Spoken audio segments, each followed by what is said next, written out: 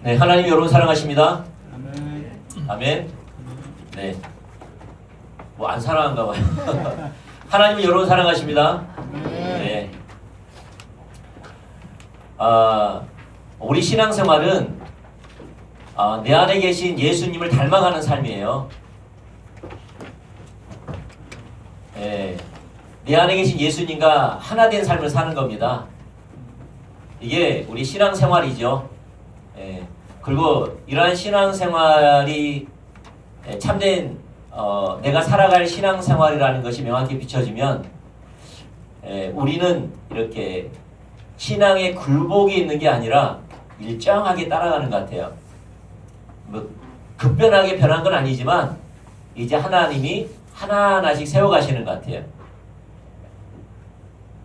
그런데 내 안에 계신 예수님과 닮아가고 예수님과 하나 된 삶, 이게 비춰지지 않으면 어떨 때는 찾다가 어떨 때는 찾지 않다가 어떨 때는 바라봤다가 어떨 때는 바라보지 않았다가 왜 그럴까요?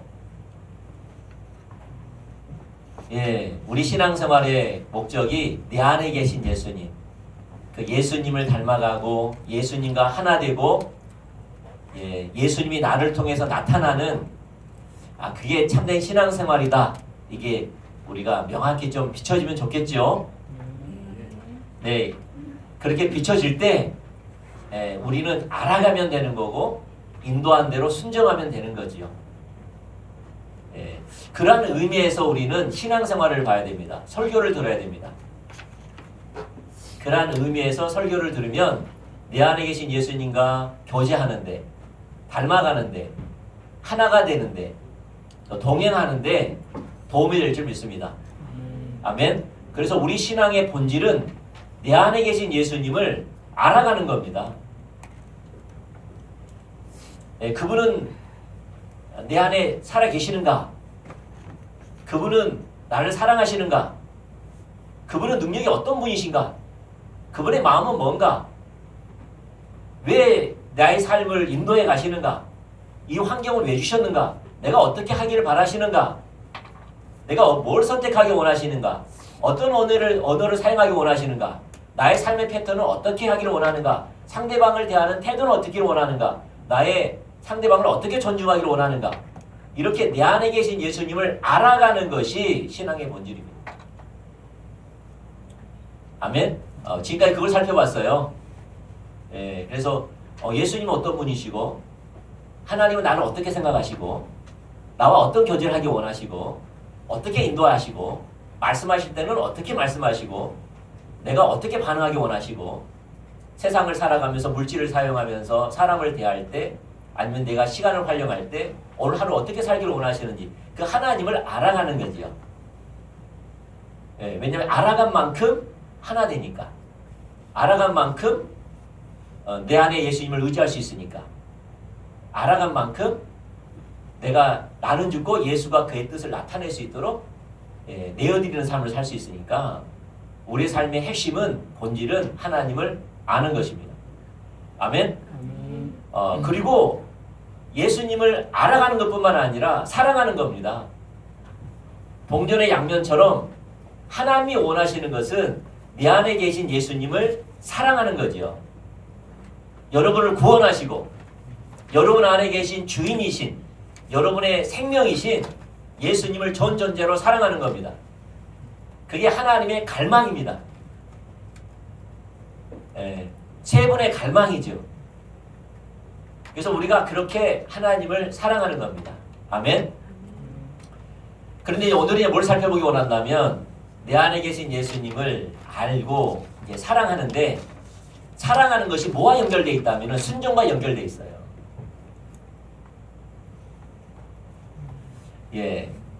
그래서 우리가 하나님을 사랑하는 것의 가장 큰 열매는 순종입니다. 그래서 하나님을 사랑한다 하면서 순종이 나타나지 않으면 그 사랑은 아마 참된 것이 아닐 것입니다. 사랑은 순종으로 나타나는 겁니다. 아멘. 어제 우리 오이코스 다음 세대 오이코스도 이걸 집중적으로 좀 이야기를 했어요. 우리가 하나님을 경험해도 사도 바울처럼 우리가 3층천을 갔다 와도 천국을 다녀와도 환상을 보아도 꿈을 꾸어도 복음의 진수를 깨달아도 영적인 체험을 해도 하나님 내게 말씀하시고 나를 만지셔서 눈물을 흘리고 감격하고 하나님이 내 인생을 어떻게 인도하셨는지 그 이야기가 있다 할지라도 순종이 없으면 아무 의미가 없다. 하나님을 사랑하고 이웃을 사랑하는 열매가 없으면 아무 의미가 없다. 그게 무슨 의미가 있겠느냐. 그 이야기를 나눴어요. 이제 좀 이따 이야기 하겠는데 좀 이게 효과가 있는 것 같기도 해요. 아이들도 우리 어른과 똑같거든요. 아이들도 거짓신앙책에 빠집니다. 어른 못지않게. 아이들도 머리로서 신앙생활 하려고 하고 체험으로 신앙생활 하려고 하고 은혜로 신앙생활 하려고 하고 무언가를 깨달음으로 신앙생활 하려고 그래요. 이게 자부심을 가져요. 다른 사람보다 낫다고 생각하는 게 있어요. 율법주의에 빠져요. 아이들도 못지않게 어른과 똑같아요. 이 신앙생활은. 그래서 강력하게 이야기해줬죠. 여러분이 아무리 놀라운 진리를 깨닫다 할지라도 은혜를 받았다 할지라도 복음의 진수를 새롭게 깨달았다 할지라도 영적인 비밀을 체험했다 할지라도 여러분이 근래에 이웃을 위해서 여러분의 시간과 물질과 재능을 섬긴 일이 없다면 아무 의미가 없다. 그래서 여러분 주위에 여러분 가족 빼놓고 여러분 주위에 주위 사람에게 물질로서 섬긴 거 있으면 말해봐라. 그런 이야기를 좀 했습니다. 대놓고. 멍하죠. 아이들도 멍해요. 어른들뿐만 아니라. 그 아무 의미가 없어요. 그게 무슨 의미가 있겠어요. 하나님은 초청인데 그 놀라운 비밀을 깨닫게 하는 것은 하나님을 사랑하고 이웃을 사랑하는 하나님을 섬기고 이웃을 섬기는 열방을 향한 아버지의 마음을 가지고 열방을 나아가는 건데 그것이 하나님이 원하시는 그걸 위해서 모든 청지기로서 우리 가운데 맡긴 건데 그리고 그걸 이루기 위해서 한 아버지의 마음 아버지의 의중과 의도 영적인 비밀을 깨닫게 하신 건데 열매를 맺지 않으면 아무 의미가 없는 거죠. 그래서 우리 신앙생활은 하나님을 알고 하나님을 사랑하되 그 사랑의 가장 큰 열매가 뭐냐? 순종입니다. 할렐루야. 순종이 없으면 순종이 없기 때문에 하나님과 친밀함이 안 열리는 겁니다. 순종이 없기 때문에 거룩한 삶에 구별이 없는 겁니다. 순종이 없기 때문에 하나님이 우리 가운데 주신 그 십자가의 능력이 소멸된 겁니다. 모든 아까 우리 대표기도 했는데 모든 신앙생활을 사유화시킨 거죠. 자기를 위한 영적 신앙생활, 자기를 위한 체험, 자기를 위한 비밀, 자기를 위한 예언, 자기를 위한 꿈, 자기를 위한 사역. 목회자로 살지 않는 거죠. 우리 아까 한 것처럼. 내 자신을 비워서 섬기는 삶을 살지 않는 거죠. 그래서 우리는 하나님을 사랑하는 것과 순종이 굉장히 밀접한 관계가 있다. 아무리 하나님을 사랑해도 순종으로 나타나지 않으면 아무 의미가 없다. 우리 그걸 알아야 됩니다. 아멘? 자, 말씀 보시죠. 먼저 하나 보죠. 하나님의 사랑하는 것과 순종의 밀접한 관계. 요한복음 14장 15절, 21절, 23절, 24절. 여러분 성계적 교회를 보면 볼수록 더 선명해지죠. 사실. 성계적 교회를 보면 볼수록 더 선명해집니다. 진짜 저희의 마음밭을 바뀌는 것 같아요. 귀경하는 것 같아요. 이 잘못된 막연하게 알았던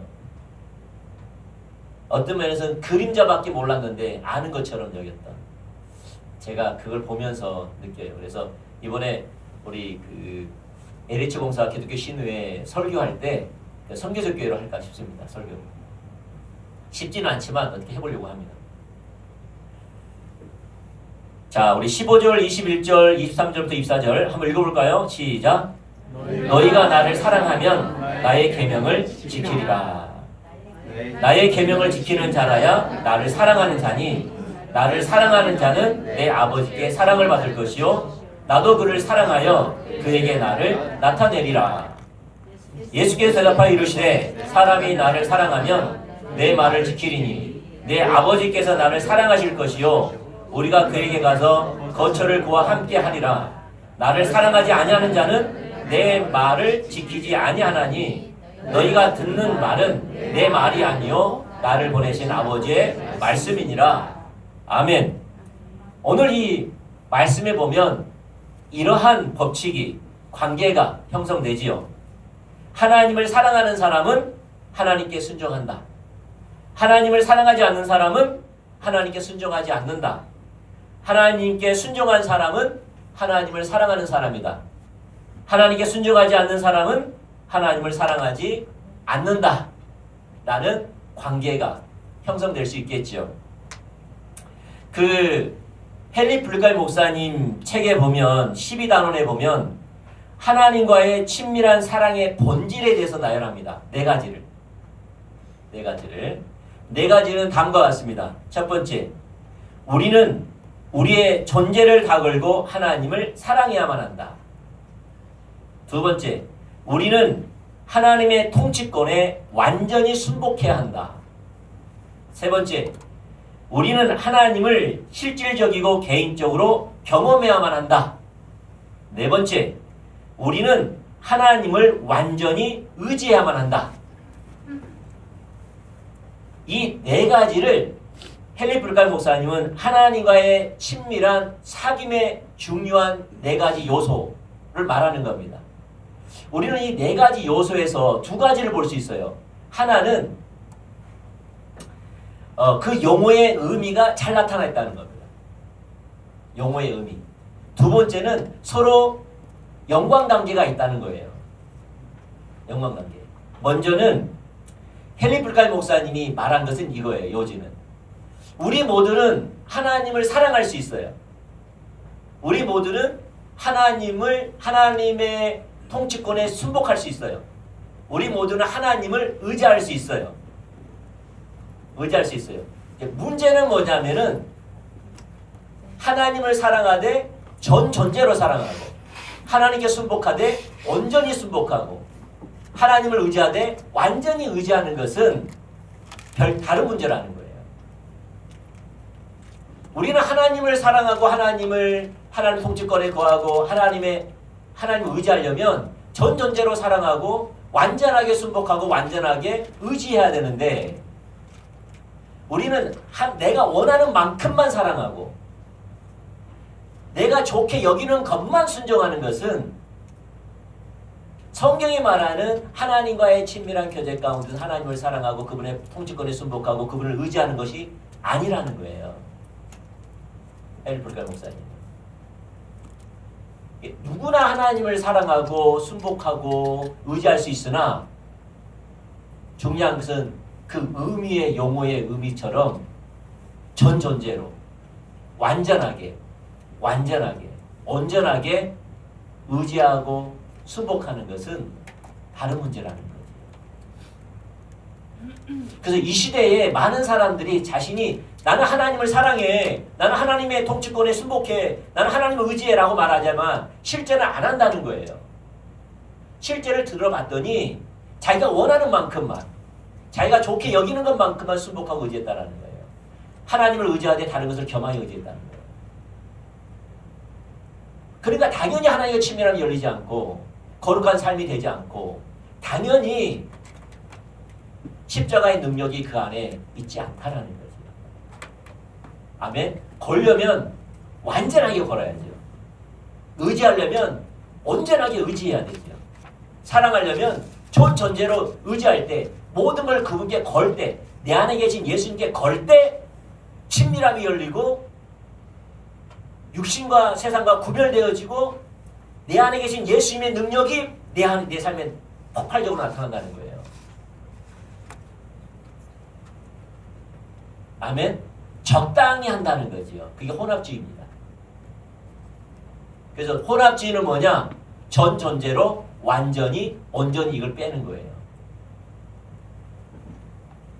내가 원하는 만큼만 사랑하고 내가 보기 좋은 것만큼만 순복하고 하나님과 다른 것을 겸하여 의지하는 거예요. 목숨 걸지 않는, 어떤 대가를 지불하더라도 순종하지 않는. 그러니까 하나님을 경험하지 못한다는 거예요. 아까 헬리프갈 목사님이 세 번째 말하는 거, 우리 신앙생활은 하나님과 실제적이고 사실적으로 경험하는 것인데 이게 안 된다는 거예요. 그 내용에 보면은. 아멘. 또 하나가 뭐냐면은 서로 간의 그 연관 관계라는 거예요. 무슨 말이냐? 하나님을 전 존재로 사랑해야지 하나님의 그 통치권에 온전히 순복할 수 있고 하나님만 의지할 수 있다는 거예요. 만약에 하나님을 전 존재로 사랑하지 않으면 하나님의 통치권에 완전히 순복하지 못하고 하나님만을 의지하는 삶을 살지 못하기 때문에 하나님을 경험하지 못한다는 거예요. 반대로 나는 하나님을 사랑해 라고 말하면서 하나님의 통치권에 완전히 순복하지 않으면 진정한 하나님을 사랑하는 것이 아니고 하나님을 의지하지 않는 것도 아니고 그러므로 하나님을 경험하지 못한다는 거예요. 이 세 가지가 같이 간다는 거예요. 나눠지지 않는다는 거예요. 아멘. 그게 순종입니다. 순종의 의미다. 자, 이런 의미에서 우리가 한번 보겠습니다. 두 번째, 선별적인 순종은 전적인 불순종과 같습니다. 여러분 잘 들어보세요. 아까 제가 뭐라고 말씀하신 거죠? 우리가 지금 설교를 살펴보고 있는 것은 내 안에 계신 예수님을 사랑하고 예수님과 교제하고 예수님과 하나 되어지고 예수님을 닮아가고 이런 의미에서 우리가 설교를 들어야 된다 그랬죠. 아멘. 그리고 이 성경적으로 그렇게 해야지만 가능하다는 것을 말씀을 드리는 거예요. 말씀을 드리는 거예요. 그래서 내 안에 계신 예수님을 사랑하려면 예수님만이 전존재로 사랑해야 돼요. 예수님께 순복하려면 완전히 순복해야 돼요. 의지하려면 예수님만 의지할 때 하나님을 경험할 수 있어요. 아멘. 경험할 수 있어요. 여러분, 하나님은요 항상 우리를 인도하실 때에 세상적인 방법으로 인도하지 않으세요. 왜? 그래서는 경험할 수 없기 때문에. 성경은 그래요. 성경은 신앙생활은 우리가 할 수 없는 것으로 인도하세요. 그게 신앙생활이에요. 그래야지만 하나님을 경험할 수 있어요. 그게 하나님의 방법이에요. 그러니까 하나님은 이스라엘 백성들을 애굽에서 구원하실 때도 10가지 하나님만이 할 수 있는 놀라운 역사로 구원하세요. 그러니까 하나님을 경험한 거죠. 예를 쿠데타를 일으킨다든지 반란을 일으켰다든지 그럼 하나님을 경험하지 못했죠. 왜? 그 세상 사람들이 하는 거잖아요.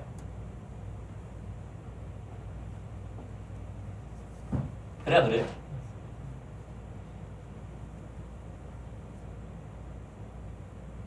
하나님은 홍해로 인도하세요. 왜 홍해로 인도하세요?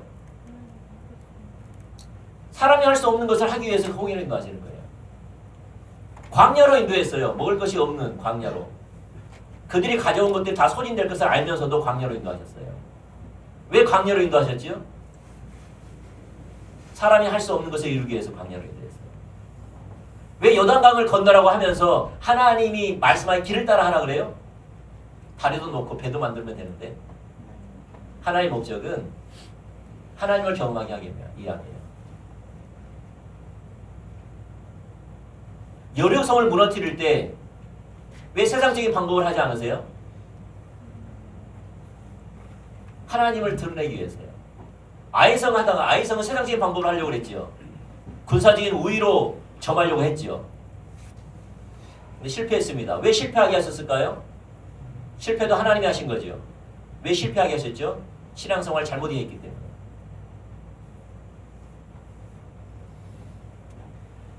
예수님을 통해 사람들이 언제 하나님을 알게 되었죠? 사람들이 할 수 없는 것, 지금까지 그 당시의 의술, 그 당시의 기술, 그 당시의 가치관을 뛰어넘는 일을 행하신 거죠. 물이 포도되게 하는 것, 문둥병자가 낫게 하는 것, 죽은 자가 살아나는 것, 혈루증이 낫게 하는 것, 안진병가 일어나는 것, 38년 병자가 걷는 것, 눈먼 자가 뜨는 것, 귀머리가 열리는 것. 여러분 사도들이 가는 곳마다 주께로 돌아온 일이 있었습니다. 왜 돌아왔죠? 그 당시에 그들 가운데는 나타날 수 없는 하나님의 하신 놀라운 역사를 나타내므로 그들이 믿는 하나님이 참이라고 돌아온 겁니다. 그러므로 그들이 하나님을 알았습니다.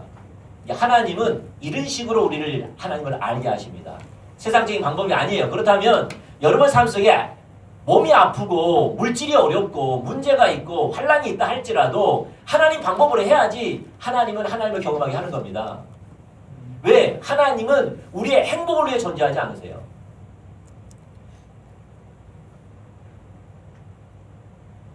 하나님은 하나님을 나타내기를 원하세요.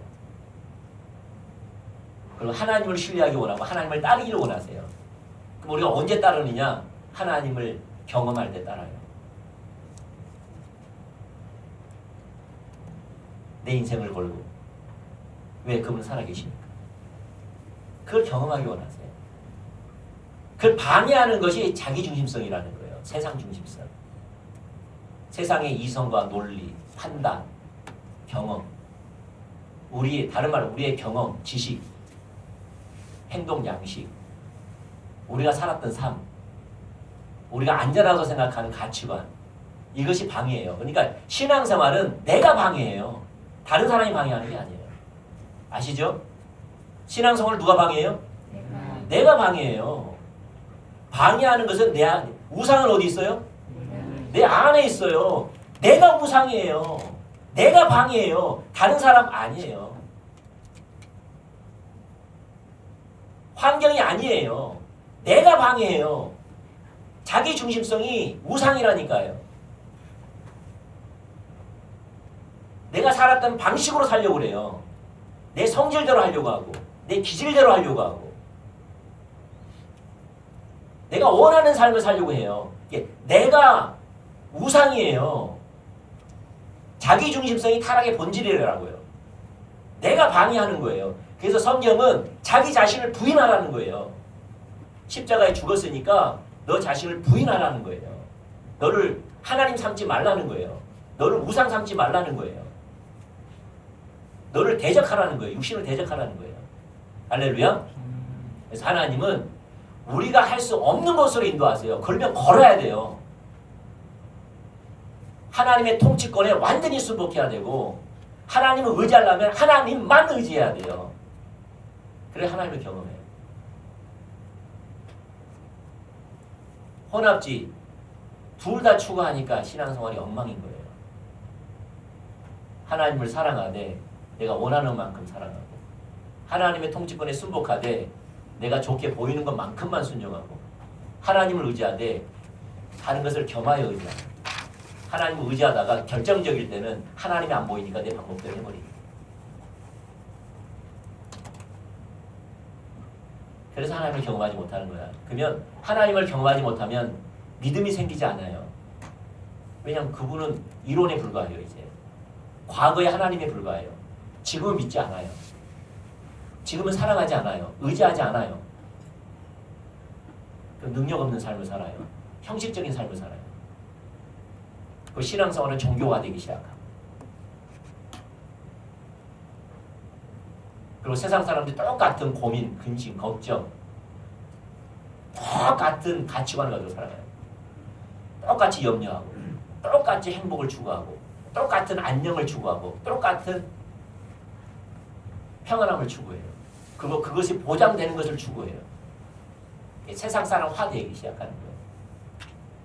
그럼 이제 광야 이스라엘들처럼 그냥 그다가 죽는 거예요. 우리는 이 자리에서 우리를 구원할 줄 믿습니다. 아멘. 네. 그래서 우리는 선별적인 순종은 전적인 불순종이라는 사실을 우리는 알아야 돼요. 할렐루야. 선별적인 순종은 전적인 불순종과 같습니다. 우리는 사무엘상 15장에서 우리는 이스라엘 초대 왕 사울을 통해서 하나님께서 사울을 버리실 때에 결정적인 어떤 한 사건이 있었는데 그 사건을 한번 우리가 볼 필요가 있어요.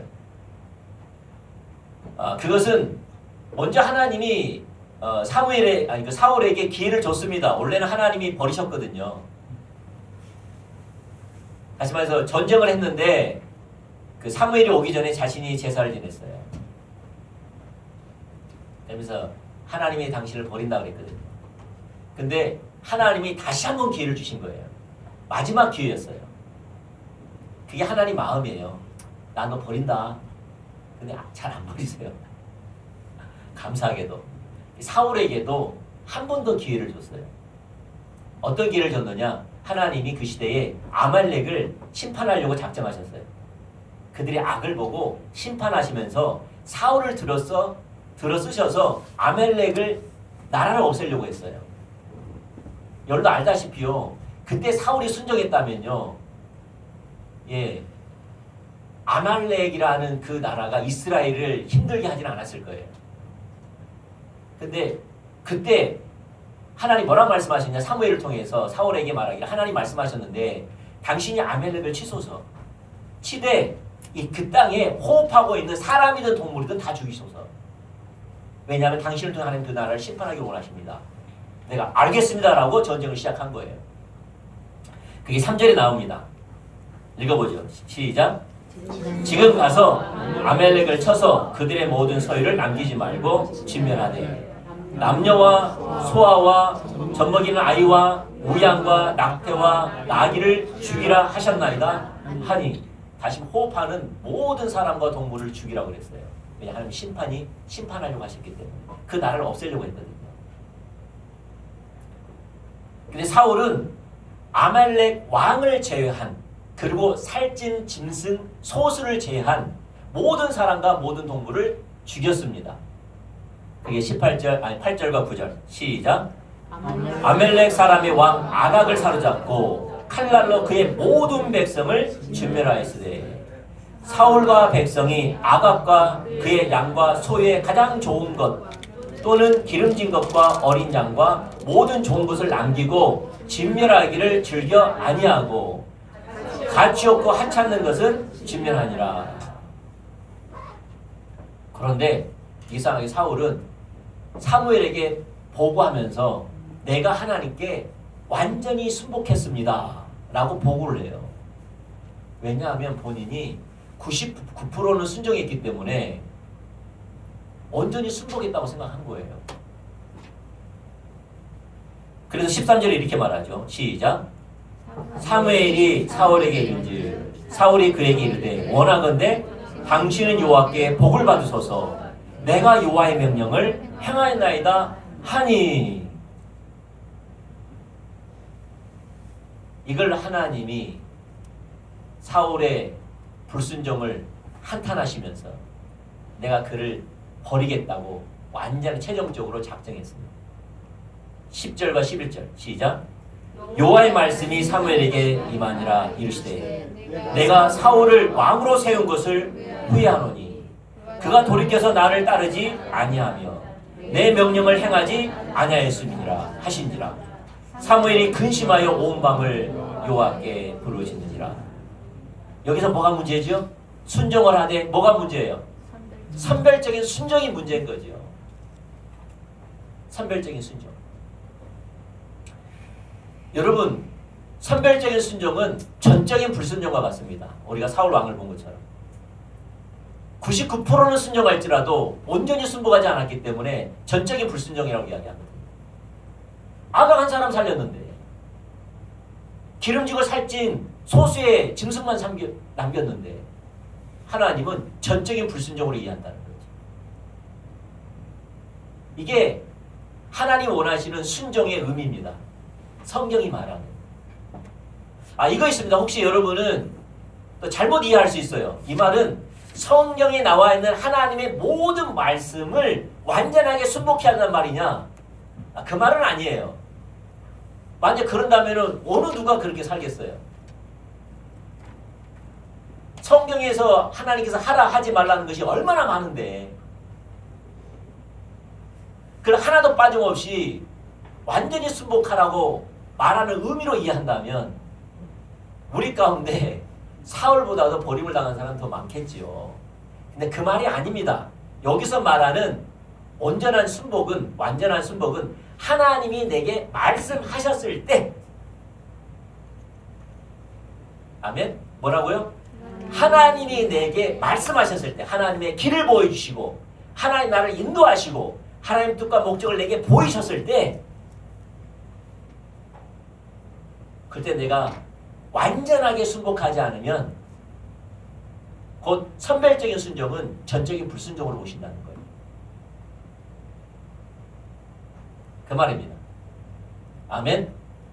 다시 말해 하나님과의 관계, 하나님은 우리와 친밀한 사랑의 사귐을 원하시기 때문에 내가 너를 온전히 사랑하고 내가 온전히 너를 위해서 십자가에 죽은 것처럼 너도 나를 온전히 사랑하고 내가 완전하게 내 말에 순종하기를 원하세요. 친밀함을 원하세요. 내가 너를 모든 걸 다해서 사랑한 것처럼 너를 살리기 위해서 아버지께 모든 걸 전제로 완전하게 순복한 것처럼 십자가에서 우리도 그러기를 원하세요. 왜냐하면 그러한 성질의 친밀함을 원하시기 때문에. 할렐루야. 자, 세 번째, 하나님께서 보이시는 것에 대한 전적인 순종을 적극적으로 추구해야 됩니다. 그러므로 하나님께서 보이신 것에 대한 전적인 순종을 우리는 적극적으로 추구해야 됩니다. 아멘. 예수님께서 우리 가운데 이렇게 말씀하셨죠. 하나님께서 온전한 것처럼 너희도 온전하라. 마태복음 5장 48절에 나와 있습니다. 읽어볼까요? 자, 시작. 그러므로 하늘에 계신 너희 아버지의 온전하심과 같이 너희도 온전하라. 온전하라. 이 명령은 당연히 우리가 하나님 나라에 갈 때 이루어지겠지요. 예. 이건 예수님 외에는 그런 삶을 산 사람이 없거든요. 우린 육신의 옷을 입고 있기 때문에 우리 속에는 타락한 본성을 갖고 있기 때문에 우리 그렇게 산다는 것은 가능하지 않겠지요. 그런데 내 아버지께서 온전한 것처럼 너희도 온전하라고 말씀하실 때 단지 너의 목표로 삼고 천국 갈 때야 그것이 이루어지니까 이 땅에 살면서는 그걸 기다리면서 살아라. 그런 의미는 아니죠. 만약에 그런 의미라면은 우리 가운데 명령으로 쓰지 않겠죠. 다시 말해서 우리가 사는 이 시점에 하나님이 온전한 것처럼 너희도 온전하기를 전적으로 순종하기를 추구하라는 겁니다. 적극적으로. 아멘. 그래서 이 온전함에 대한 예수님이 말씀하신 이 온전함에 대한 사도 바울도 동일하게 이야기합니다. 똑같은 이해를 가지고 이야기해요. 그가 에베소서 4장에 보면 내가 일꾼을 세우는데 일꾼을 세우는 목적이 뭐냐? 내가 그들을 온전하게 위함이다. 이렇게 말하고 있어요. 에베소 4장 11절부터 13절 읽어볼까요? 시작. 그가 어떤 사람은 사도로, 어떤 사람은 선지자로, 어떤 사람은 복음 전한 자로, 어떤 사람은 목사와 교사로 삼으셨으니 이런 성도를 온전하게 하여 이게 온전하다는 것이 완전한 것 같은 말입니다. 이 성도를 온전하게 하여 봉사 일을 하게 하며 그리스도의 몸을 세우려 하심이라. 우리가 다 하나님의 아들을 믿는 것과 아는 일에 하나가 되어 온전한 사랑을 이루어 그리스도의 장성한 분량이 충만한 데까지 이르리니. 여기 보면 하나님께서 일꾼들을 세우신 목적 중 하나가 뭐냐? 온전하게 하게 합니다. 완전하게 하게 해요. 이야기입니다. 그래서 골로새서 1장 28절과 29절에 보면 사도 바울은 하나님의 의중과 의도를 알았기 때문에 성도들이 완전하기 위해서, 온전하기 위해서 힘을 다해 힘썼다고 이야기하거든요. 그런 삶을, 그러한 성도를 세우기 위해서 힘을 다해서 섬겼다고 이야기하거든요. 골로새 1장 28절 29절 시작. 우리가 그를 전파하여 각 사람을 권하고 모든 지혜로 각 사람을 가르침은 각 사람을 그리스도 안에서 완전한 자로 세우려 함이니 이를 위하여 나도 내 속에서 능력으로 역사하시는 이의 역사를 따라 힘을 다하여 수고하였노라. 내가 힘을 다하여 예수님의 성령님을 의지하여서 너희를 섬겼노라. 너희들이 온전한 자로 세워지기 위해서. 그것이 사도 바울의 평생의 기도 제목이었습니다. 고린도후서 13장 9절 시작. 우리가 약할 때에 너희가 강한 것을 기뻐하고 또 이것을 위하여 구하니 곧 너희가 온전하게 되는 것이라.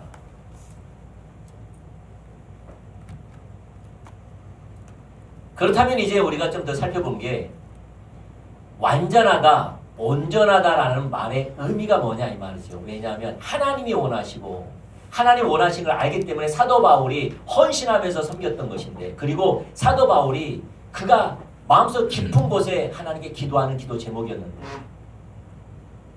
그럼 우리 모두가 완전해야 되는데, 온전해야 되는데, 그 완전하다, 온전하다는 그 말의 의미가 뭐냐는 거죠. 그걸 알아야지만 우리가 그렇게 살 수 있잖아요. 그래서 우리는 성경이 말하는 온전함은 죄가 하나도 없는 완벽함을 말하는 것이 아닙니다. 만약에 그것이 온전함이라면 우리 가운데 그 명령을 지킬 사람은 아무도 없습니다. 그래서 예수님께서 마태복음 5장 48절에 말한 것처럼 하나님이 완전한 것처럼 너희도 완전하라. 이것은 순종에 대한 완전함입니다. 뭐의 완전함요? 순종에 대한 완전함입니다.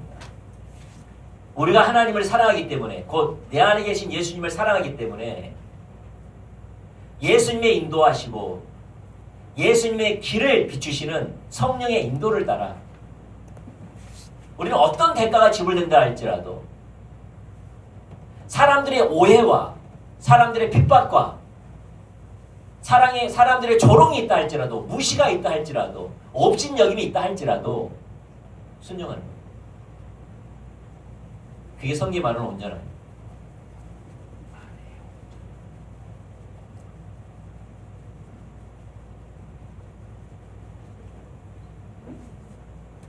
여러분 안에 계신 예수님이 여러분을 인도하시려고 길을 말씀하시고 예수님의 인도를 말씀하시고 뜻과 목적을 말씀하시고 아버지 마음을 말씀하실 때, 그걸 순종할 때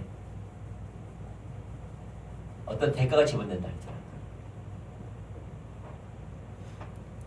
내가 그걸 함으로 말미암아 사람들이 오해를 한다 할지라도, 핍박이 온다 할지라도, 대가 지불이 온다 할지라도, 손해가 온다 할지라도, 업신여김과 멸시가 온다 할지라도 하나님을 사랑하기 때문에 그걸 각오하고 순종하는 거예요.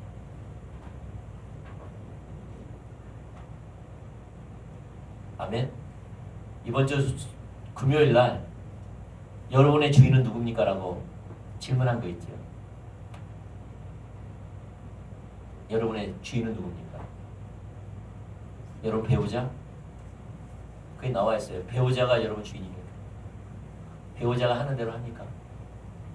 왜? 안 하면은 대가지불이 있고 공격이 있고 멸시가 있고 조롱이 있고. 여러분 목회자가 주인입니까? 여러분 직장 상사가 주인입니까? 아니 내 자신이 주인입니까? 여러분 가족이 주인입니까? 라고 묻는 게 있었어요.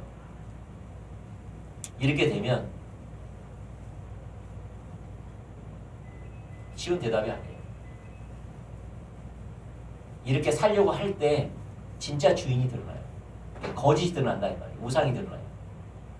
거짓은 참인 것을 추구할 때 드러나요. 무슨 말이냐?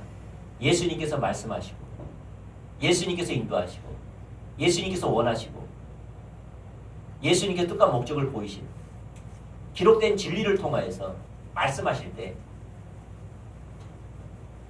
우리가 어떤 대가를 지불한다 할지라도, 멸시와 조롱과 핍박이 온다 할지라도 순종하려고 할 때 우상이 보여요. 그때 우상이 보여요. 그때 버리는 거예요.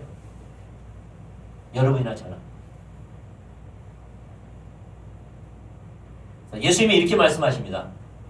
마태복음 15장 9절과 10절 같이 읽어볼까요? 시작. 아버지께서 나를 사랑하시는 것 같이 나도 너희를 사랑하였으니 나의 사랑 안에 거하라. 내가 아버지의 계명을 지켜 그 사랑 안에 거하는 것 같이 너희도 내 계명을 지켜 내 사랑 안에 거하리라.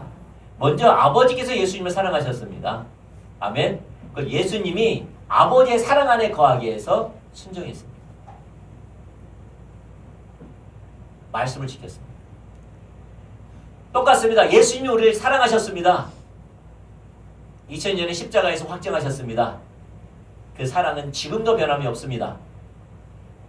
우리가 그 예수님의 사랑 안에 거하려면 예수님이 말씀하신 것에 순종해야 됩니다. 그래야지 그 사랑 안에 거할 수가 있습니다.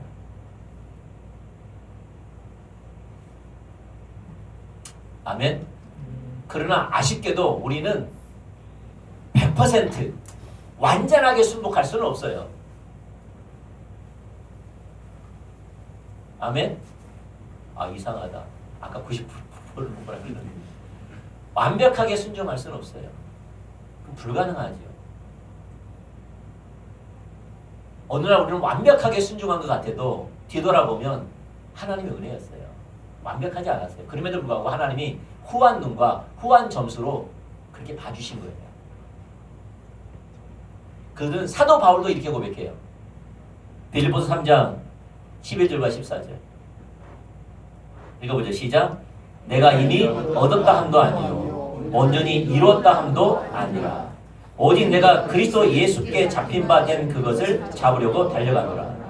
형제들아 나는 아직 내가 잡은 줄로 여기지 아니하고 오직 한 일 즉 뒤에 있는 것은 잊어버리고 앞에 있는 것을 잡으려고 표대를 향하여 그리스도 예수 안에서 하나님이 위에서 부르신 부르심의 상을 위하여 달려가노라. 내가 온전히 이루었다도 아니다. 그렇기 때문에 하나님이 원하시는 건 뭐냐? 우리는 성경이 말하는 100%는 할 수 없지만 하나님이 원하시는 것은 완전하게 전전제로 순종하기를 적극적으로 추구하고 사모하고 나아가라는 거예요. 온 마음으로 애쓰라 이 말이에요. 구체적으로 적극적으로 애쓰라는 거예요. 너가 가지고 있는 모든 것으로 하라는 거예요. 아멘. 하나님은 그걸 원하세요. 내가 가지고 있는 부족한, 그래서 여러분이 이제 예수 믿을 때에 순복하는 것과 지금 순복하는 질이 다를 겁니다. 나는 이제 예수 믿으려고 할 때 하나님의 말씀대로 순종하는 삶을 산다고 했지만 지금 돌아보면 웃기죠. 그래 안 그래요? 그때 돌아보면 웃기죠. 그렇지만 그때는 내 나름대로 최선을 다했다 이 말이에요.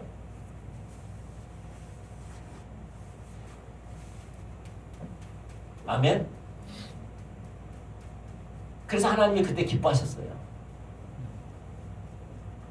은혜를 주셨어요. 놀라운 역사들을 나타내 주셨어요.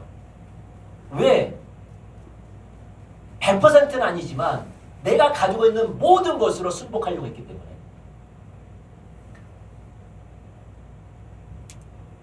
하나님이 원하시는 그거예요. 우린 잠깐 우리 자신을 돌아봐야 됩니다. 우리가 왜 하나님을 경험하지 못할까? 왜 하나님 내가 나오는데 친밀함을 열지 않으실까? 왜 나는 세상과 구별되지 않을까? 왜 육신을 못 이길까? 종교적인 모양을 가졌지만 세상 사람과 전혀 다른 삶을 살지 않는 전혀 다른 삶을 살지 않는 그들과 극히 평범한 삶을 살까? 그것은 하나님을 전존대로 사랑하지 않고 완전히 순복하고 의지하지 않았기 때문이죠. 그러니까 하나님을 경험하지 못한 거예요. 그분이 내 앞에 살아계신 분으로 인식하지 못하는 거예요. 그리고 구별되지 않고 친밀함이 열리지 않고 하나님의 크게 일에 동참한 일이 없으니 십자가의 능력은 소멸되는 거죠.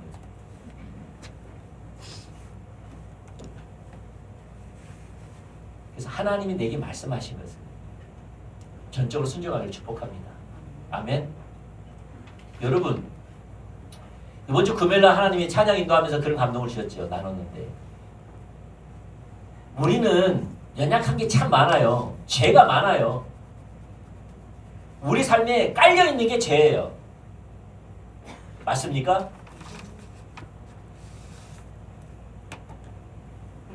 여러분이 하나님께 나아갈 때 하나님을 온전히 순복하고 의지하지 못하게 하는 어떤 죄, 연약함이 보일 수 있어요. 이걸 버려야 되는데, 이걸 조정해야 되는데, 이걸 하나님께 드려야 되는데, 그러면 정죄감을 가질 수 있어요. 근데 중요한 것은 그것은요, 세 발의 피예요. 성령께서 비추시면 못 가요. 주여, 나는 죄인으로서이다. 세례와 같이 납작 엎드려서 주여, 나는 죄인으로서이다. 나를 불쌍히 여겨 주시옵소서. 이 말밖에 할 게 없어요. 무슨 말 알겠습니까? 한두 가지 해결한다고 되는 게 아니에요. 여러분은, 저나 여러분은 하나님 앞에 쓸 만한 어떠한 사람도 없어요. 여러분이 단지 거기에 대한 의미를 더 줄 뿐이에요. 어떤 죄에 대해서. 거기에 대한 정죄감을 가질 뿐이에요. 그건 잘못된 거예요. 그것이 해결되더라도 하나님께서 비추시면 이루 말할 수 없는 죄들이 수치와 죄와 창피함과 욕심과 우상이 보여요. 아멘? 무슨 말이야? 여러분이 생각한 것보다 훨씬 더 많다 이 말이에요. 가득 차 있다는 말이에요.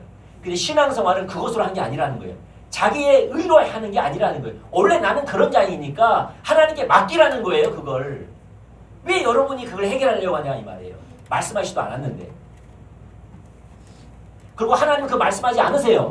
왜? 말씀하시면 정죄감이 있는데 그걸 왜 말씀하십니까 하나님이? 믿음이 없는데. 하나님 사랑하지도 않는데 그걸 왜 말씀하시겠어요? 바보가 아닌 이상. 맞습니까?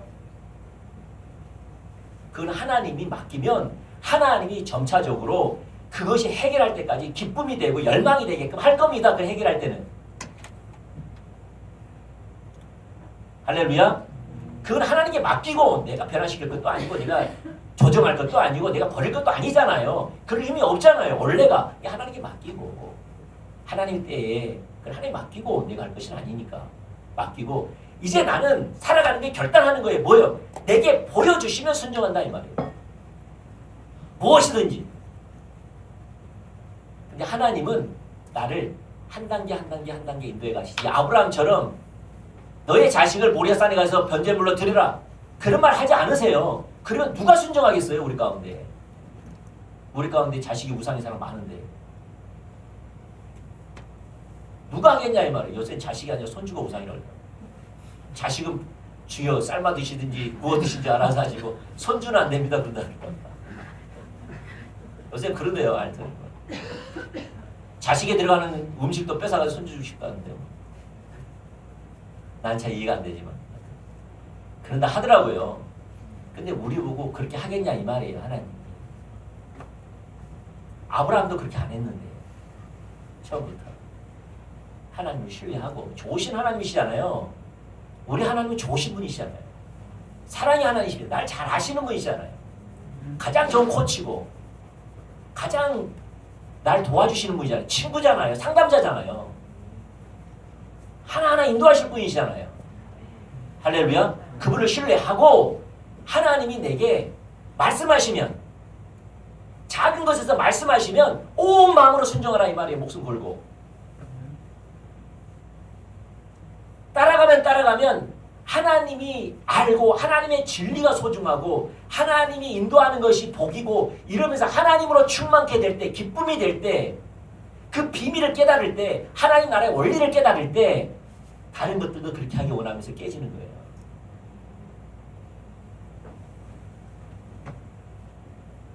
아멘. 여러분 안에 계신 예수님을 신뢰하라 이 말이죠. 그분에게 뭔가 보여주시면 순종하라. 정죄감 갖지 말아요. 왜 정죄감을 갖습니까?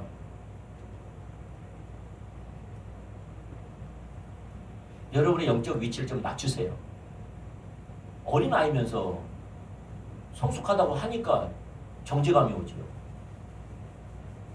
그래 안 그래요? 어린아이면서 왜 성숙하다고 생각하세요? 어린아이잖아요. 맞나요? 어린아이잖아요. 하나님의 돌봄이 없으면 완전 잿덩어리잖아요. 육신밖에 안 나가고 말도 믿음 없는 말하고 생각도 부정적인 생각을 하고 자세와 태도가 엉망이잖아요. 여러분이나 저나. 그래 안 그래요? 그런 어린아이잖아요. 그런 자면 그러니까 예수님 필요하죠. 주님 없이는 나는 안 돼요. 이게 신앙생활이잖아요.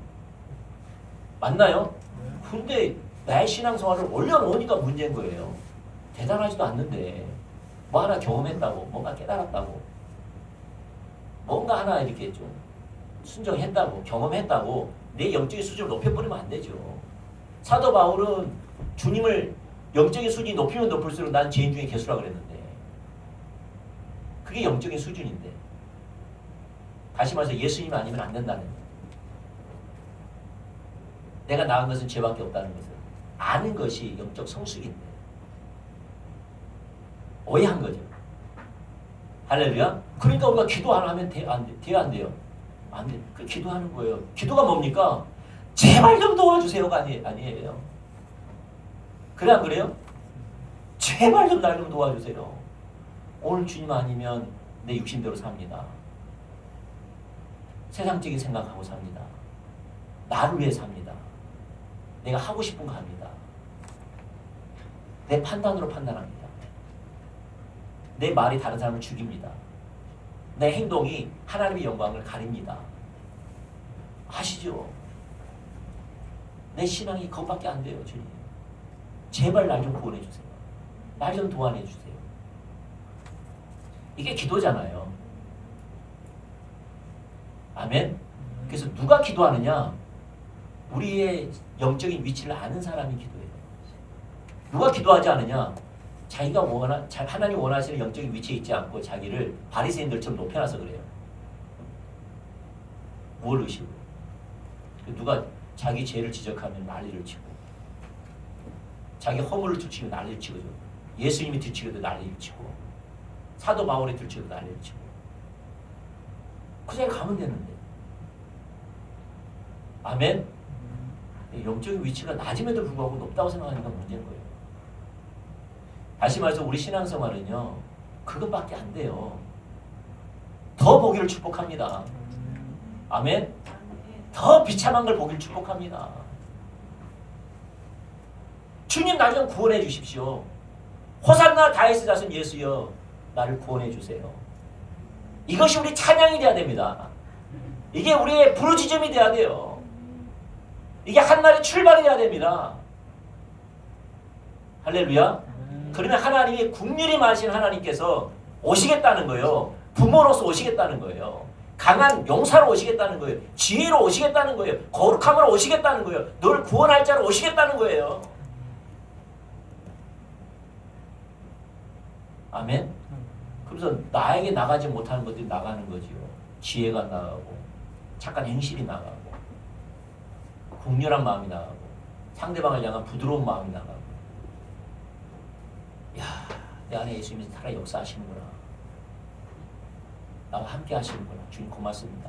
전적인 하나님의 은혜입니다. 이런 하나님을 경험하는 거죠. 할렐루야. 네, 그러기를 축복합니다. 그러면 우리는 온전한 순종의 영역을 좀 보겠습니다. 하나님이 말씀하시는 영역들 몇 가지만 좀 나누기를 원합니다. 우리가 하나님이 우리 안에서 내 안에서 역사하실 때에 이렇게 인도할 수 있어요. 말의 온전함. 이건 제일 많이 말씀하시죠. 우리의 혀의 재갈을 물리라는 말이죠. 야고보서 3장 2절 말씀 읽어보죠. 시작. 우리가 다 실수가 많으니 만일 말의 실수가 없는 자라면 곧 온전한 사람이라 능히 온 몸도 굴레에 씌우느니라. 우리는 다 실수가 많다 이 말이에요. 무슨 실수? 말의 실수가 여러분도 저도 많아요. 그걸 인정해야 돼요. 그래 안 그래요? 그래야지만 예수님이 우리의 구원자가 되기 시작한 거예요. 지혜가 되기 시작하는 거예요. 할렐루야. 여러분 입만 뻥끗하면 부정적이죠. 딩동만? 딩동. 저도 그래요. 세상에서 가장 부정적인 판단을 잘한 사람 누구예요?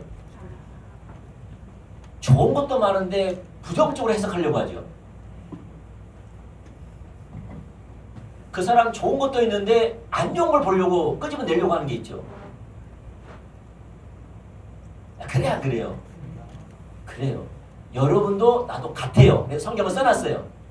우리는 다 말의 실수가 많다. 우리 입이 원래 부정적이다. 판단하고 부정적이다 이 말이에요. 여러분이나 저나 성경을 써놨어요. 다 그렇다 이 말이에요. 그러나 말의 실수가 없는 사람이 온전한 사람이라. 그럼에도 불구하고 예수님께 사로잡힌 바 되면 육신의 말로 부정적인 말이 아니라 판단의 말이 아니라 예수님께 사로잡히면 믿음의 말, 소망의 말, 진리의 말을 하게 되면 이 말이 능력이 있어서 온 몸도 내 삶도 그렇게 이끌어간다는 거예요. 온 몸을 굴레 씌우느니라. 이 말이, 이 믿음의 말이, 소망의 말이, 진리의 말이 내 삶을 압도한다는 거예요. 나를 이끌어간다는 거예요. 나를 사로잡아 그 말씀대로 순종하게 한다는 거예요. 뭐가? 말이, 입술이, 혀가 그렇다 그 말이죠. 아멘. 그래서 우리 신앙생활에 여러분이 하나님 안에 있는지 안 있는지 뭘 알 수 있다면 우리가 사용하는 언어를 보면 알 수 있어요. 내 언어가 감사하고 소망을 바라보고 믿음을 이야기하고 감사를 이야기하고 예수님을 향한 신뢰를 이야기하면 주님 안에 있는 사람들의 특징입니다. 할렐루야. 그래서 에베소 4장 29절과 31절 읽어보죠. 시작. 무릇 더러운 말은 너희 입 밖에도 내지 말고 오직 덕을 세우는데 소용되는 대로 선한 말을 하여 듣는 자들에게 은혜를 끼치게 하라. 하나님의 성령을 근심케 하지 말라. 그 안에서 너희가 구원의 날까지 인치심을 받았느니라. 너희는 모든 악독과 노함과 분냄과 떠드는 것과 비방하는 것을 모든 악의와 함께 버리고 이 언어를 통하여서 어떻게 하라고요? 입 밖에 내지 말라 말하면서 어떤 것을 입 밖에 내지 말라는 거예요? 모든 악독, 악한 말, 그 다음에 분노, 그 다음에 노함, 분노 같은 거, 노함, 분노, 그 다음에 떠드는 거 뭐죠? 하나님의 믿음, 진리가 전제되지 않는 세상적인 말들이죠. 성경이 떠든다고 하거든요. 시끄럽죠? 지금 커피숍에 가면 시끄러워 안 시끄러워요? 시끄러워요. 막 수다를 떠는데 시끄러워 죽겠어. 뭐가 없는 거죠? 믿음의 말이 없고 진리가 없는 거예요. 떠들고 있는 거예요. 그 다음에 비방하는 거. 이런 말들 하지 말라. 그게 악독이니까 하지 말라. 그렇게 되길 축복합니다. 그러면 어떻게 해야 돼요? 온 마음으로 순종하라는 거예요. 완전하게 순종하라는 거예요. 신경을 곤두세우라는 거예요. 나의 언어에. 그렇게 애쓰면 하나님이 오신다는 거예요. 은혜를 베푸신다는 거예요. 그 사람을 이끌어간다는 거예요. 그 다음 단계로 인도한다는 거예요. 그 다음에 또 뭐가 있죠? 사람들과의 관계에서 화목하기를 이루라. 마태복음 5장 23절과 24절 시작. 그러므로 예물을 제단에 드리다가 거기서 내 형제에게 원망 들을 만한 일이 있는 것이 생각나거든 예물을 제단 앞에 두고 먼저 가서 형제와 화목하고 그 후에 와서 예물을 드리라. 하나님께 예배 드리려고 했는데 하나님 찾으려고 했더니 뭐가 떠오른 거죠? 내 잘못으로 말미암아 상대방이 나에게 원망하는 것이 보이거든. 뭐가 보인 거예요? 갑자기 예배하다가? 자기 죄가 보인 거지요. 상대방이 고난을 살 만큼 내가 상대방에게 실수하고 잘못한 게 보인 거지요. 그러면 어떻게 하라는 거죠? 예배를 잠깐 멈추고 가서 용서를 구하라는 거예요. 여러분 신앙생활 잘하면 잘할수록 특징이 뭔지 알아요? 자기 죄가 보이면 가서 용서를 구하는 거예요. 그 사람이 성격이 민감한 거예요. 그게 특징이에요. 반면에 하나님께 민감하지 못하면 어떤지 아세요? 잘못한 걸 알지만은 넘어가요. 왜? 하나님과 나의 관계 해결됐으니까. 해결 안 된 거예요. 가서 용서를 구해야 돼요. 다시 말해서 내 마음에 하나님께서 비친 죄를 가서 열매로 맺어야 돼요. 그래야지 끊어져요. 그래야 더 민감해져요. 아멘? 왜? 하나님께 그렇게 반응하려고 하는 몸부림이에요. 그 사람에게는. 할렐루야. 그래서 어떤 사람은 용서를 구하는 건 자존심의 문제라고 생각하고 어떤 사람은 용서를 구하는 것을 비참함이라고 생각하는 사람이 있어요. 가끔. 그건 굉장히 잘못된 거지요. 육신적이고 세상적인 거죠. 여러분이나 저나 잘못했으면 가서 용서를 구하기를 축복합니다. 아멘. 예. 그럴 때 성령이 그렇게 비추시면은 그렇게 하라는 거예요. 자존심 내려놓고 창피함 내려놓고 온 마음으로 순종하라는 거예요. 그러면 하나님이 함께 한다는 거예요. 그 다음에 하나님의 말씀과 기도를 위해 시간을 내는 것. 에베소 5장 16절 시작. 세월을 아끼라 때가 악하니라. 저는요 하나님 말씀과 기도를 위해 시간을 떼는 것은 중요하다고 생각합니다. 여러분 기도가 뭡니까? 저는 이번에 이번이 아니죠. 좀 됐죠. 우리 동기 목사님 중에 선교사님이 계시는데 그분에게 그 친구가 전화 왔는데 그 친구 제 친구가 없어요. 우리 신학교 동기도 나이가 다 많아요 나보다. 그래서 나는 내 친구가 있었으면 좋겠다. 또래가 없어요. 저는 지금도 그렇지만 나이가 어려요. 여러분 웃을까 모르겠지만 그래요. 우리 동기 중에 전화가 왔어요. 나보다 5살 많은 동기인데 우리 그 동기 중에 선교사님인데 그 선교사님 가운데 능력이 있다는 거예요. 하나님께서 귀신이 쫓아내고 병이 났고 눈먼 자가 벙어리가 보고 뛰는 일이 벌어졌대요. 놀랍게 역사하시대요. 그러면서 그분이 하루에 3시간씩 기도했대요. 하나님께. 근데 어느 날 나타났대요. 어느 날. 그리고 무슨 훈련? 그 훈련 자기가 했던 자기 능력이 나타났던 그 훈련을 다른 사람들한테 제자 훈련 시킨다는 거예요. 그 훈련을 열심히 하고 있다는 거예요. 그러면서 자기는 그 4시간 기도하려면 안 되더라. 그럼 나한테 이야기 해주시는 거예요. 여러분 그 능력이 만으로 3시간 4시간 기도해 보세요. 되는지. 그거 가지고 기도해 보세요. 해보면 알아요. 우리는 어떻게 하면 우리 기도해야 되잖아요. 근데 기도 시간이 금방 지나가는 것은 딱 하나예요. 갈라디아서 2장 20절. 주님, 나는 예수님이 나와 하나 되기 원합니다. 내 안에 예수님이 살기를 원합니다. 나는 주과 예수가 살기를 원합니다. 그 예수님을 믿는 믿음 안에 살게 해주십시오. 그분이 나타나게 해주십시오. 그분과 내가 하나 되기를 원합니다. 그분의 눈과 그분의 귀와 그의 입술이 나의 입술이 되기를 원합니다. 그분의 삶이 나의 삶이 되기를 원합니다.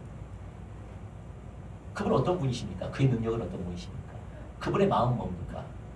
내가 주님과 하나 되기 원합니다. 내 삶에서 실제 그렇게 되기 원합니다. 그렇게 구해보세요. 시간 금방 갑니다. 그런데 그렇게 살지 않고 주님을 구하지 않고 주여 능력 주시옵소서, 주여 병든 자를 낫게 해주시옵소서, 주여 이렇게 해보세요. 좀 있다가 탈진하고 맙니다. 여러분 능력은요 예수님을 알 만큼 나타납니다. 그리고 알고 그것이 실제가 되려고 실제가 되게 해달라고 기도하고 실제인 삶을 통해서 나타납니다. 아멘. 그래서 여러분 초점이 어디에 있어야 한다면은 내 안에 계신 님이 어떤 분이라는 거예요. 그 중에 하나가 예수님이 어떤 능력을 가지셨냐는 거예요. 그리고 나에게 어떤 능력을 주셨냐는 거예요. 어떤 것이 나에게 살아 역사하냐는 거예요. 그걸 보고 알게 해달라는 거예요. 그리고 그대로 순종할 수 있도록 도와달라는 겁니다. 나는 겁쟁이니까. 나는 창피함을 무서워하니까 하나님이 인도하실 때 기꺼이 가서 섬기기를 원한다고. 기도하기 원한다고. 믿음으로 선포하기 원한다고. 실제로 내가 사역하기를 원한다고. 도와달라는 겁니다. 그리고 하나님 내게 그 감동 주실 때 작은 감동에 온 마음을 다해서 순복하는 삶을 통해서 그게 자라납니다. 아멘. 다시 말해서 나와 예수님이 하나 된 삶을 꿈꾸기를 축복합니다. 내 안에 예수님이 사는 삶을 살기를 축복합니다. 나는 부인하고 이걸 실제로 살게 해달라고. 그분은 어떤 분이십니까? 내가 어떻게 하기를 원하십니까? 그 가로막는 게 무엇입니까? 보이면은 기도하고 기도하면서 예수님과 나와 하나 되는 삶을 구할 때 또 그런 삶을 어떤 삶을 살기 원합니까? 라고 볼 때 성경에 써놨어요. 구약을 읽어도 예수님이 보셔야 돼요. 왜냐하면 구약은 예수님의 그림자거든요. 아담을 보더라도 예수님을 보고 노아를 보더라도 예수님을 보고 아브라함 누굴 보더라도 예수님을 봐야 돼요. 예수님이 예표니까. 신약을 보더라도 예수님을 보셔야 돼요. 바울을 보는 게 아니라 예수님을 보셔야 돼요. 그래서 그걸 보면서 예수님 어떤 분이신가? 어떻게 인도하기를 원하시는가? 내가 어떻게 반응하기 원하시는가? 어떻게 그들이 하나 되었는가? 어떻게 그렇게 성령을 따라 행한 하나님을 따라 예수님을 향해 따르는가? 아, 성령의 역사가 또 있었구나. 그럼 나 성령께 민감하게 해달라 기도하고 성령의 도우심을 구하고 똑같이 하면 되는 겁니다. 우리 그렇게 축복합니다. 그래서 그 시간을 내야 됩니다. 그렇게 하나님 말씀하실 때 전적으로 순복해야 됩니다. 그걸 말씀하셨다. 기도로서. 아멘.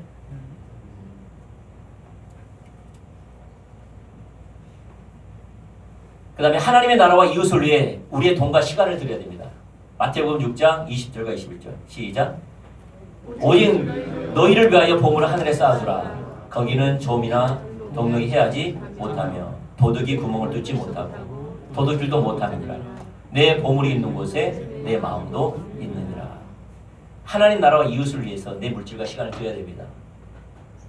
아멘. 아까 우리가 말씀드렸잖아요. 우리 다음 세대를 같이 우리가 교제하면서 우리 그렇게 이야기했어요. 그게 맞거든요. 여러분이 하나님을 사랑한다고 하고 하나님께 은혜 받았다고 하는데 여러분 물질과 여러분 신앙과 재능을 위해서 내 이웃에게 근래에 뭐 했냐라고 물어봤어요. 여러분 가족은 사랑하는 사람에게 하는 것은 쉬우니까 네가 그렇게 하나님을 깊이 안다고 하니까 체험했다고 하니까 살고 싶다고 하니까 그렇다면 그것이 어떤 열매를 맺냐 물어본 거죠. 그렇게 보면 달라요. 얼마나 꽝이었는지가 보여요. 내가 이야기했어요. 너희들이 NWC 갔다 와가지고 다 은혜 받았다고 하는데 홍익돈가스 간다고 신재국 성도님 차에 타라 그랬더니 다 삥삥 돌대. 네. 눈치 보면서 빗게 가려고 발부둥을 치대. 야 그게 되겠냐? 대놓고 이야기하지 않아듣거든요. 돌려가면 못 알아들어요. 과연 그것이 무슨 의미가 있냐?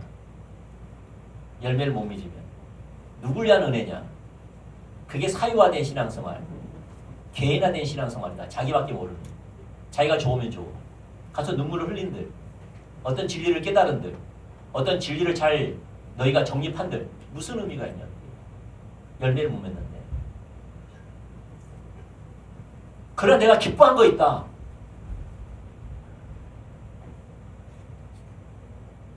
오녀가 휴게소에서 간식을 사는 거.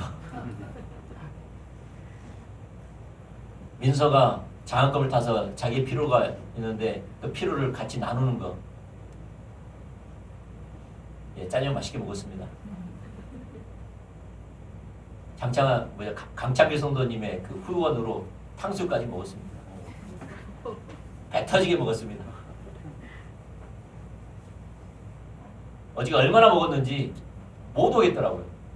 야, 안 되겠다. 이거 이게 배 터져버리겠다. 이거 안 되겠다. 날씨도 더운데 이거 가면은 가만히 앉아있을 건데 안 되겠다. 그래서 LF에 또 데려갔어요. 예, 걷게 하려고. 소화를 시켜야 돼서. 얼마나 보대끼는지 LF 데리고 가가지고 아이들 막 걷게 했어요. 그래서 우리 현준이가 그래요. 아빠, 왜? 민서 형은 이상한 말을 해요. 왜? 사달라는 말을 이상하게 말을 해요. 뭐라고 말하는데? 나 저거 섬겨줘. 나 저거 나 저거 선교적.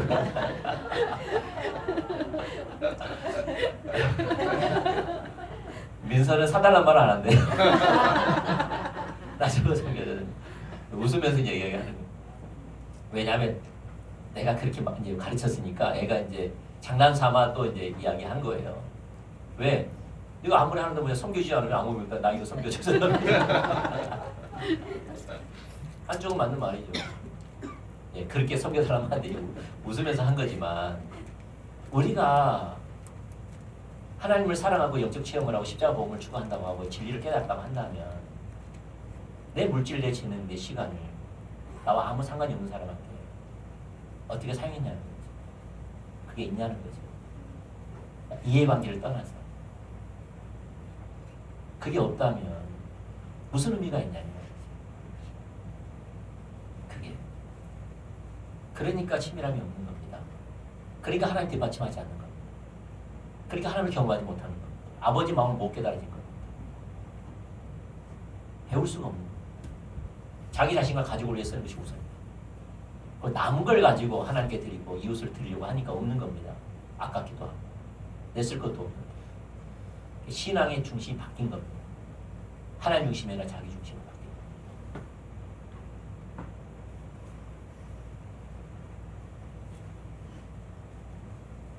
우리가 선호하는 것, 우리 정욕을 붙이기는 우리의 눈과 언약을 맺는 것. 여러분 보지 말아야 됩니다. 하나님 원하지 않는 것을 영적으로 타락하게 만드는 것은 보지 않기를 내 눈과 언약을 맺어야 됩니다. 내 눈은 예수님의 눈이니까 그걸 보는 게 아니다. 그러면 예수님이 나를 통해 나타나지 않을 수 없다. 볼 수가 없다. 예수님의 눈으로 세상을 볼 수가 없다. 보지 말아야 됩니다. 언약을 맺어야 됩니다. 아멘. 기타 등등 근래에 이렇게 내 안에 계신 예수님이 예수님의 뜻과 목적과 길을 보여주실 때 우리는 순종해야 되는데 어떻게 순종해야 된다고요? 완전히 순종해야 됩니다.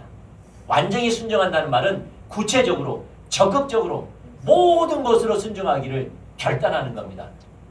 그럴 때 하나님께서 후한 눈으로 기뻐하시는 겁니다. 그렇게 되길 축복합니다. 아멘. 이것이 내 안에 계신 예수님과 교제하는 방법입니다. 여러분 안에 예수님이 말씀하세요. 그러면 계산하지 마세요. 이것이 나에게 유익이 있는가 유익이 없는가, 나에게 도움이 되는가 도움이 되지 않는가, 내게 수고가 있는가 수고가 없는가, 이런 계산하지 마세요. 그럼 기적이 나타나지 않아요. 하나님이 내게 말씀하시면 순종하는 거예요. 그때 기적이 나타나요. 제가 오직 그랬으면 그 간단한 말로 수요 예배 때 비가 오고 눈이 내리고 몸이 나른나른하고 쉬고 싶을 때 어떻게 하라는 거죠? 와야지 기적이 나타나죠. 예를 들어서 하도 간단하게 이야기합니다. 와야지 기적이 나타나지요. 와야지 기적이 나타나지요. 왜? 육신대로 해버리면 하나님 경험할 수 없어요. 비록 아프고 힘들고 지치고 못 일하고 일어서는 다리가 발발 떨려도 나와야지 능력이 나타나죠. 경험을 하지요. 아멘. 뭔가를 하나님 앞에 육신이 할 수 없는 것, 내가 할 수 없는 것을 하나님이 말씀하시고 마음을 주니까 따라갈 때 뭐가 능력이 나타나는 거예요. 기적이 나타나는 거예요. 아멘. 그렇게 온 마음으로 따라갈 때 하나님의 놀라운 능력이 나타난다는 거예요. 우리가 할 수 없는 걸 하라는 거예요. 그렇게 되길 축복합니다. 아멘. 예, 찬양하시죠.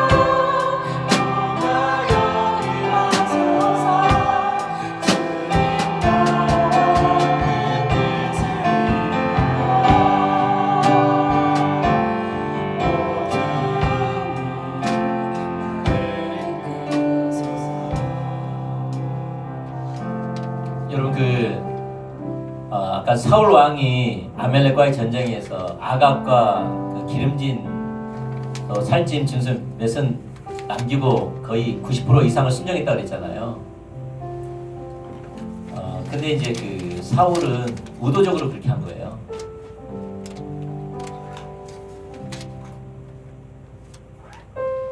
이 아각을 살리는 것은요, 다른 사람한테 자기가 승전 명예를 얻기 위해서 자기가 일부러 그렇게 살린 거예요.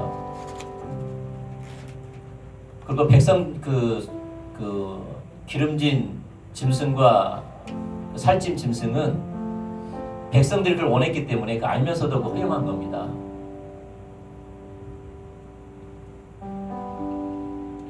우리가 100% 순종하지 못한다는 말은 그런 말이 아닙니다. 우리는 도리어 이렇게 그런 유혹이 온다 할지라도 순종해야죠. 아각과 그의 짐승은 죽였어야 했습니다. 근데 아까 우리가 온전하지 않다 죽은 날까지, 그 말은 내가 아무리 100%로 순종한다 할지라도 그건 이룰 수 없다는 거예요. 왜냐하면 육신이 입고 있는 죄인이기 때문에 그래요. 그러나 우리 편에서는 아각을 죽였어야 한다는 거예요. 사람들이 그런다 할지라도 송아지를, 그러니까 짐승을 죽였어야 한다는 거예요. 그 대가를 지불하고. 네, 그 말입니다. 네. 어느 전까지만 순종하면 된다, 그 말이 아니에요. 목숨 걸고 순종하되 하나님 보시기는 백이 아닐 수 있다는 거예요.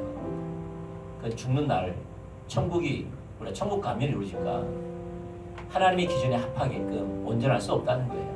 사도 바울은 그걸 안 거예요. 그 말이지 어느 선까지만 순종하고 내가 연약한 건 순종하고, 그 말이 아닙니다. 하나님 내게 말씀하신 것을 100% 순종해야 됩니다. 우리 편에서. 근데 하나님 편에서는 100%가 아니겠지요. 아멘. 제가 이제 기도하는데 혹시 오늘 설교 들으면서 이거 하나님 나에게 말씀하셨는데 내가 하나님의 통치 가운데 하나님을 사랑하지 않고 하나님을 의지하지 않고 내가 사람을 의지하고 사람의 평가를 의지하고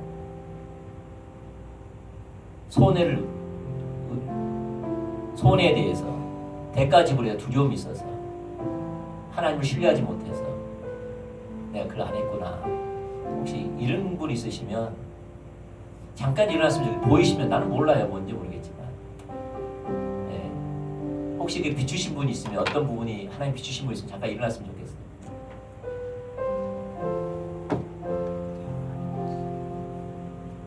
나는 몰라요, 뭔지 몰라요. 네, 하나님이 비추신 분, 가슴에 손을 얹었으면 좋겠어요.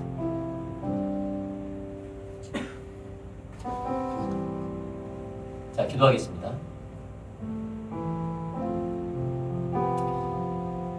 내 안에 계신 예수님, 예수님만 의지하고 예수님의 통치권에, 예수님의 뜻에 완전하게 순복하기를 원했지만 내가 순간 하나님만을 의지하지 않고 하나님만 신뢰하지 않고 하나님께 내 인생을 맡기지 않고 하나님께 내 가족과 내 지인들을 맡기지 않고 내가 육신대로 반응했던 것을, 세상적으로 반응했던 것을, 타협했던 것을 이제는 하나님께 용서를 구합니다. 좀 용서해 주시옵소서. 내가 이제 망하면 망할지라도, 안 되면 안 될지라도 예수님을 선택하기 원합니다. 내가 주님을 선택하기 원합니다. 그러면서 인생을 마치고 싶습니다. 예수님께 한번 맡기고 내 인생 한번 마치기를 원합니다. 은혜를 베풀어 주시옵소서. 예수님 날 실망시키지 않으셨습니다. 예수님은 나에게 선을 베푸셨습니다. 예수님 나를 사랑해 주셨습니다. 나를 지켜주셨습니다. 근데 내가 순간 두렵고 염려가 찾아왔고 두려움이 찾아왔고 세상적인 논리가 찾아왔습니다. 내가 그걸 받아들이면서 내가 원하는 것을 추구했습니다. 용서해 주시고 다시 한번 내 하나님을 바꾸기를 원합니다. 내가 아닌 하나님으로, 예수님으로 바꾸기 원합니다. 예수님만 신뢰합니다. 예수님께 함께 맡겨보겠습니다. 예수님을 의지해 보겠습니다. 결단해 보겠습니다. 세상적인 방법은 손해가 온 것처럼 보이고 좋은 기회를 놓친 것처럼 보이고 미련하게 보일지라도 그 길 가운데 하나님이 함께 하시니 하나님이 반드시 생명으로 역사하실 것입니다. 그분은 살아계시기 때문에, 내 안에 계시기 때문에, 나는 그분을 만났기 때문에 그분은 그렇게 역사하실 것입니다. 역사해 주세요. 내게 힘을 주세요. 예수님 이름으로 기도합니다. 아멘. 우리 각자가 좀 기도했으면 좋겠습니다. 하나님의 은혜를 구했으면 좋겠어요. 예수님 함께 해주세요. 예수님을 따라가기 원합니다. 나는 예수님과 하나 되기 원합니다. 주의 길로 나를 인도해 주세요. 타협하지 않게 해주세요. 내게 은혜를 베풀어 주세요. 나는 어린아이가 왔습니다. 제발 날 도와주세요. 주인의 상에 떨어지는 부스르기의 은혜를 구했던 여인처럼 나에게 그 조그마한 은혜를 내게 허락하여 주세요. 날 도와주세요. 예수님 그 주어신 주님께 나갔으면 좋겠어요. 어린아이같이 나갔으면 좋겠어요. 기도합시다.